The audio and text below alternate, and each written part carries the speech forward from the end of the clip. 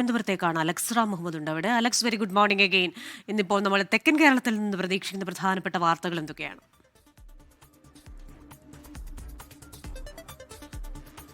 ക്രിസ്റ്റിന, ശബരിമല സ്വർണ്ണക്കൊള്ളയുമായി ബന്ധപ്പെട്ട അന്വേഷണമാണ് പ്രധാനപ്പെട്ട വാർത്ത. SITയുടെ അന്വേഷണം നമ്മൾ നേരത്തെ SITയുടെ അന്വേഷണ പുരോഗതിയും മറ്റുമൊക്കെ ഹൈക്കോടതി വിലയിരുത്തിയത് കണ്ടിരുന്നു. അതിൽ ഏറ്റവും പ്രധാനപ്പെട്ട കാര്യം ഈ സന്നിധാനത്ത്, അത് കട്ടിളപ്പാളിയിലും അതുപോലെ ദ്വാരപാലക ശില്പത്തിലുമൊക്കെ ഉള്ള ഈ സ്വർണം ശേഖരിച്ചുകൊണ്ട് നടത്തിയ രാസപരിശോധനാ ഫലമാണ്. VSCയിലാണ് ആ പരിശോധന നടത്തിയത്. പക്ഷേ എത്രത്തോളം സ്വർണ്ണമാണ് നഷ്ടപ്പെട്ടതെന്ന് കണ്ടെത്താൻ ഇനിയും അന്വേഷണ സംഘത്തിന് സാധിച്ചിട്ടില്ല. തുടർന്നാണ് വീണ്ടും സമാനമായ പരിശോധന, അതായത് ആ സ്വർണം ശേഖരിച്ചുള്ള പരിശോധന വീണ്ടും നടത്താൻ SITക്ക് ഹൈക്കോടതി അനുമതി നൽകിയത്. ഇതിന്റെ ഭാഗമായി SIT സംഘം ഇന്ന് സന്നിധാനത്തെത്തുന്നു എന്നുള്ളതാണ് ഏറ്റവും പ്രധാനപ്പെട്ട കാര്യം. അടുത്ത 2 ദിവസം കൂടി, അതായത് ഇന്നടക്കം 3 ദിവസം കൂടി SIT സംഘം സന്നിധാനത്തുണ്ടാകും.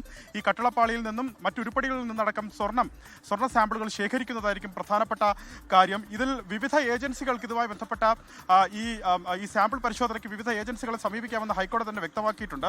അതിൽ എക്സ്റേ, ഫ്ലോറോസിൻ സ്പെക്ട്രോസ്കോപ്പി, ICP-MS, OES പരിശോധനകൾക്ക് വേണ്ടിയാണ് ഈ സാമ്പിളുകൾ ശേഖരിക്കുന്നത്. മുംബൈയിലെ ഭാഭ അറ്റോമിക് റിസർച്ച് സെന്റർ, ജംഷഡ്പൂരിലെ നാഷണൽ മെറ്റലർജിക്കൽ ലബോറട്ടറി, ഹൈദരാബാദിലെ ഡിഫൻസ് മെറ്റലർജിക്കൽ റിസർച്ച് ലബോറട്ടറി എന്നിവിടങ്ങളിലാണ് പരിശോധനയായി പരിഗണനയ്ക്കുള്ളത്.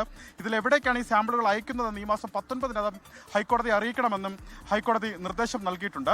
മറ്റൊരു പ്രധാനപ്പെട്ട കാര്യം, ഈ ശബരിമല സ്വർണ്ണക്കവർച്ച കേസിൽ തിരുവാഭരണ മുൻ കമ്മീഷണർ KS ബൈജുവിന്റെ ജാമ്യ ഹർജി ഇന്ന് കൊല്ലം വിജിലൻസ് കോടതി പരിഗണിക്കും എന്നുള്ളതാണ്. ഈ വിഷയത്തിൽ, അതായത് കട്ടിളപ്പാളി കേസിൽ സ്വാഭാവിക ജാമ്യം തേടിയാണ് KS ബൈജു കോടതിയെ സമീപിച്ചിരിക്കുന്നത്. ആ ഹർജിയാണ് പരിഗണിക്കുന്നത്. നേരത്തെ N വാസു, അതുപോലെ ഉണ്ണികൃഷ്ണൻ പോറ്റി അടക്കമുള്ള 5 പേർ ഈ സ്വാഭാവിക ജാമ്യം തേടി പുറത്തിറങ്ങിയിരുന്നു. N വാസു കഴിഞ്ഞ ദിവസമാണ് പുറത്തിറങ്ങിയത്. ഇതാണ് സ്വർണ്ണക്കവർച്ചയുമായി ബന്ധപ്പെട്ട തിരുവനന്തപുരത്ത് നിന്ന് പ്രതീക്ഷിക്കുന്ന, അല്ലെങ്കിൽ തെക്കൻ കേരളത്തിൽ നിന്ന് പ്രതീക്ഷിക്കുന്ന പ്രധാനപ്പെട്ട വാർത്തകൾ. മറ്റൊരു പ്രധാനപ്പെട്ട കാര്യം സംസ്ഥാനത്തൊന്നാകെ ബാധിക്കുന്ന ഒരു വിഷയമാണ്.